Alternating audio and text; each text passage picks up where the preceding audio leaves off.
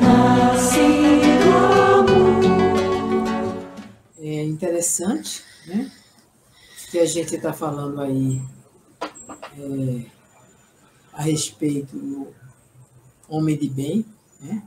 Da perda, da partida, e a gente, no caminho Verdade e Vida, a gente reflete a coroa de espinhos. E é real, né? Quanto a maioria de nós busca ou troca a reflexão do Evangelho pensando sempre numa coroa de triunfos, né, mundanos, quer seja numa igreja, quer seja num culto, quer seja numa casa espírita. Quantos que ocupam a posição de estar à frente desses setores, muitas vezes se utilizam ou querem ter uma força política, ou, ao mesmo tempo, né, querer demonstrações, na realidade, de triunfo. Né? Querem ter o bem-estar, de ser bem recepcionados, porque estão à frente, ou participam, né? Não é só o dirigente, eu estou falando de participantes desses grupos, né? Que, na realidade, eles querem ter distinção por esse fator, esquecendo que, muitas vezes, quando a gente não consegue ser aceito, respeitado nessa área, em vez de a gente se sentir contrariado, perseguido, achar que tudo está errado, né, desditosos, como ele comenta aqui, a gente lembre que nós estamos aqui nesse planeta para atravessar essas situações que às vezes a gente gostaria, do mesmo jeito que quando a gente faz um favor, né, que houvesse um reconhecimento. Às vezes a gente espera só isso. Mas não. É fazer o bem sem se preocupar com isso.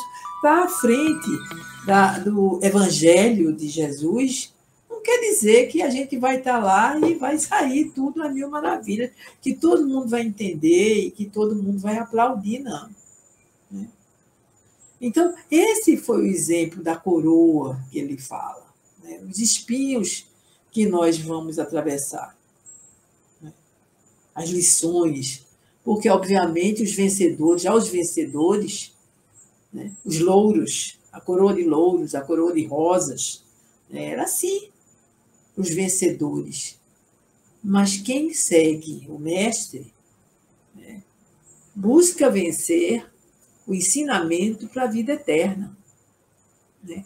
E é isso que a gente, quando entra no Evangelho, a gente vai refletir, a gente diz, mas fulano morreu, era tão bom. Né? Em compensação, tanta gente ruim está aí, parece que não morre nunca. Né? Aí você vê aquela carreira de pessoas que você, às vezes, são notórios, né?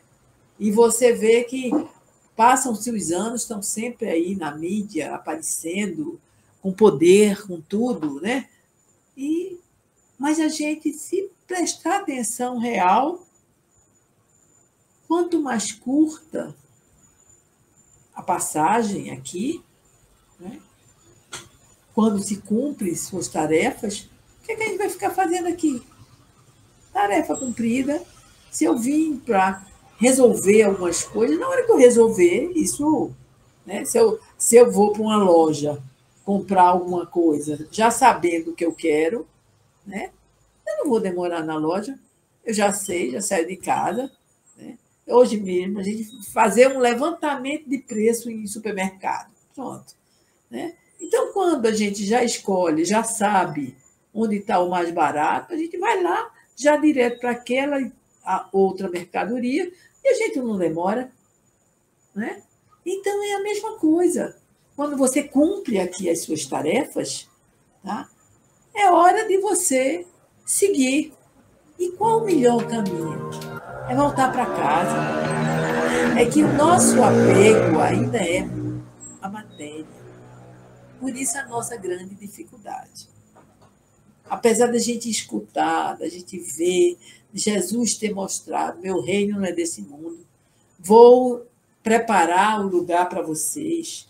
Não vou deixar nenhuma ovelha perdida. Não é? Então, ele falou todas essas coisas. Mas nós temos essa dificuldade. Né? E aí a gente acha que.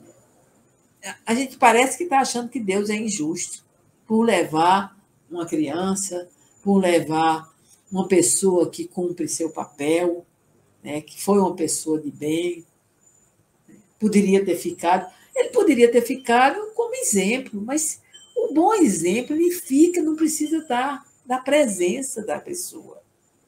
Ele precisa descansar, soltar as rédeas da prisão, né?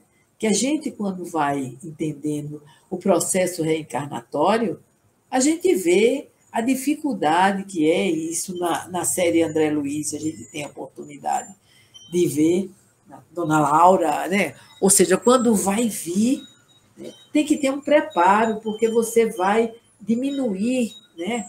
Você vai vir para resgatar, você vai ter a experiência da carne, o esquecimento, mas a experiência da carne.